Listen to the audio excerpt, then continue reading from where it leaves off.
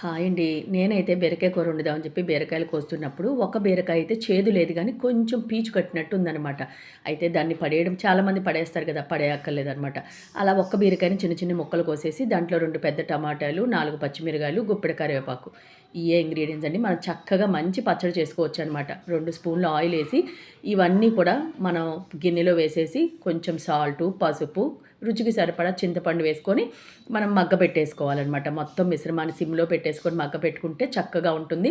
మనకి బీరకాయలో కావాల్సినంత ఫైబర్ ఉంటుంది కాబట్టి, చక్కగా మన జీర్ణ వ్యవస్థ కూడా మంచిగా పనిచేస్తుందండి పెద్దవాళ్ళకి, పిల్లవాళ్ళకి కూడా. చల్లారిపోయిన తర్వాత మిశ్రమాన్ని మిక్సీ జార్‌లో ఏసుకొని, దాంట్లో వెల్లుల్లిపాయ, జీలకర్ర వేశాను. మిక్సీ పట్టుకొని కొంచెం బరగ్గా పెట్టుకుంటేనే బావుంటదనమాట పచ్చడి.